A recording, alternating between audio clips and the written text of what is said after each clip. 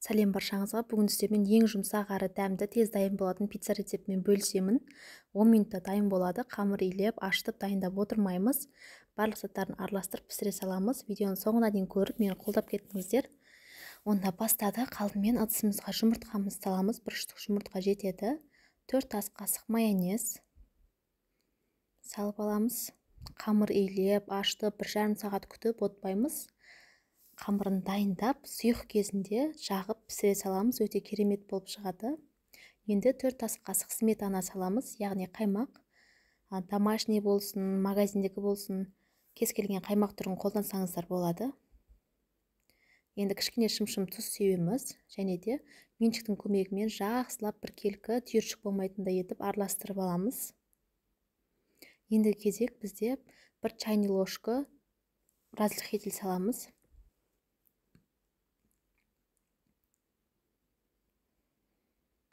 9 ас қасық толтырып ұн саламыз.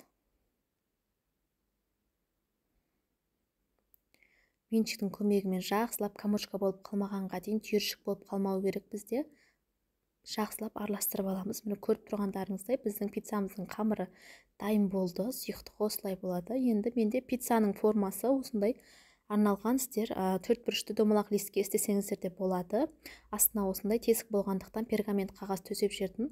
Қамырның барлығын жайып, осы формамен істедім мен. Бұл жерде 30 диаметр пиццаның формасы. Кез келген кондитер дүкендерден немесе базардан ыдыс-таяқ сататын жерлерден тапсаңыздар болады. Енді шпательдің көмегімен немесе қасықтың көмегімен жақсылап барлық жеріне бірдей етіп жағып аламыз. Бір жері қалың, бір жері жұқа қылмай, барлық жерін бірдей етіп әдемі етіп жағып алыңыздар. Сол кезде біздің пиццамыз піскен кезінде барлық жері бірдей әдемі жұмсақ болып шығады. Жағып алдық, қараңыздар. Енді үстінен кетчуп құямыз, 2-3 қасық.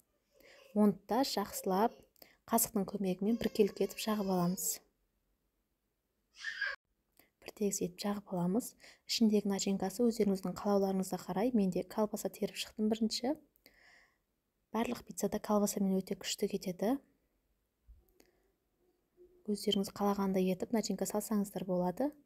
Мен алдымен бірінші колбасаны төсеп алдым. Оның үстінен помидор, 1 штук помидорды чуха-чуха етіп кесіп үстінен қойып шықтым. Бізде сочный болып шығады біздің помидормен, біздің пиццамыз. Енді соленый огурцы турап жердім, ар жеріне салып шықтым. Ұнатпасаңыздар, салмасаңыздар да болады. Енді қызып тұрған пеште 180 градуста 10 минут пісіріп аламыз.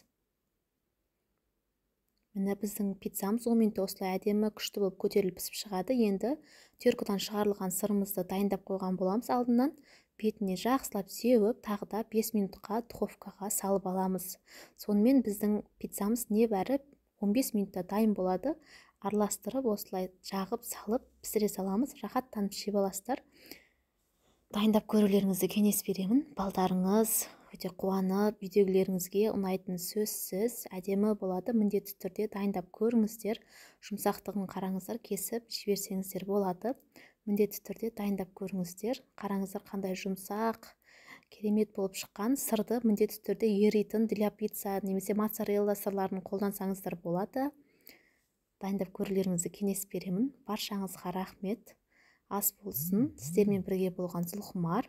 Парақшама тіркеліп, лайк басып кетуді ұмытпаңыздар. Алдағы уақытта көптеген рецептілермен бөлісетін боламын. Баршаңызға рахмет.